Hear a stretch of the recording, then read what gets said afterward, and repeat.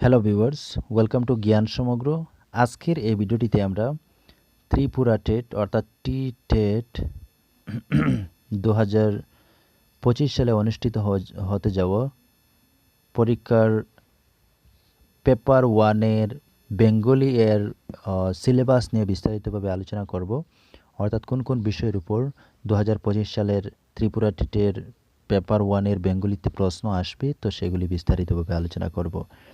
তো এখানে প্রথমে দেখুন, অপগঠিত ও অপঠিত গদ্যাংশ এবং অপঠিত পদ্যাংশ থেকে অববোধ অর্থাৎ কম্প্রিহেনশনমূলক প্রশ্ন, ব্যাকরণ ও ভাষামূলক দক্ষতা যাচাইকরণ।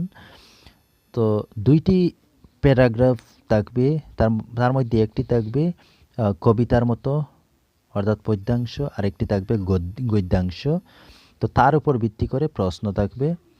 তো বাংলা সাহিত্যের প্রথিতযশা সাহিত্যিকদের সাহিত্যিক রীতি সম্বন্ধীয় সাধারণ ধারণা, যেমন মাইকেল মধুসূদন দত্ত, বঙ্কিমচন্দ্র চট্টোপাধ্যায়, রবীন্দ্রনাথ ঠাকুর, শরৎচন্দ্র চট্টোপাধ্যায়, বিভূতিভূষণ বন্দ্যোপাধ্যায়, স্বর্ণকুমারী দেবী, কামিনী রায়, দ্বিজেন্দ্রলাল রায়, কালিদাস রায়, কুমুদ রঞ্জন মল্লিক, যতীন্দ্রমোহন বাগচি, সত্যেন্দ্রনাথ দত্ত, অতুল প্রসাদ সেন, কাজী নজরুল ইসলাম, অবনীন্দ্রনাথ ঠাকুর, সুকান্ত ভট্টাচার্য, সুকুমার রায়, লীলা মজুমদার।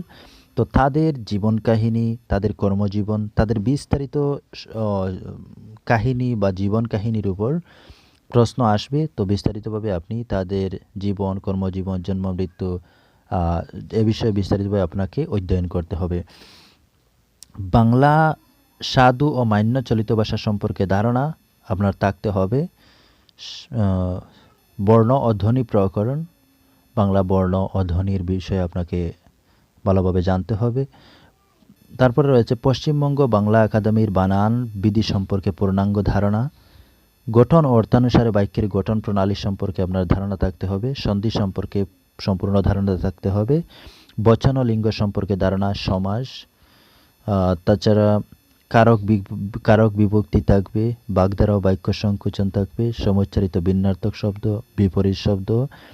তাছাড়া বাংলা শব্দভাণ্ডারের 3টি বিভাগের, যেমন মৌলিক, আগন্তুক এবং সংস্কর বা মিশ্র শব্দ। অন্তর্গত শব্দগুলির উৎসগত শ্রেণীবিভাগ, যেমন তৎসম, অর্ধতৎসম, তদ্ভব, দেশি, বিদেশি ইত্যাদি ইত্যাদি বিষয়ে সংজ্ঞা ও উদাহরণ। তাছাড়া ভাষার স্বরূপ, ভাষার প্রকৃতি, মাতৃভাষা শিক্ষণের উদ্দেশ্য ও লক্ষ্য সম্পর্কে ধারণা, ভাষা কৌশলের বিকাশ, শোনা, বলা, পড়ালেখা, বানান শিক্ষণ ও শিক্ষণবিধি, ভাষার শিক্ষার প্রণালী, ভাষা শিক্ষণের পদ্ধতি, বোধ পরীক্ষণ। তো এই যে কয়েকটি বিষয় বা টপিকস এখানে উল্লেখ রয়েছে, তো এই টপিকসগুলি, এই বিষয়গুলির উপর কিন্তু প্রশ্ন আসবে, এর বাইরে কিছু আসবে না। কিন্তু এই যে বিষয় যে কয়েকটি রয়েছে, কিন্তু এর ভিতরে অনেক জিনিস রয়েছে, তো সেগুলি বিস্তারিতভাবে আপনাকে অধ্যয়ন করতে হবে। না হলে আপনি কিন্তু 30 মার্কের মধ্যে 30 পাওয়া কঠিন হয়ে যাবে।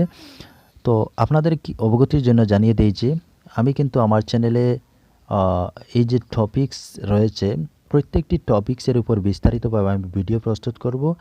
তো যদি সেই ভিডিওগুলি আপনি দেখতে চান, তো আমার চ্যানেলটি সাবস্ক্রাইব করে পাশে থাকবেন, যাতে এই ভিডিওগুলি আপনি সহজে পেয়ে থাকেন। তো আশা করি বুঝতে পেরেছেন। ধন্যবাদ।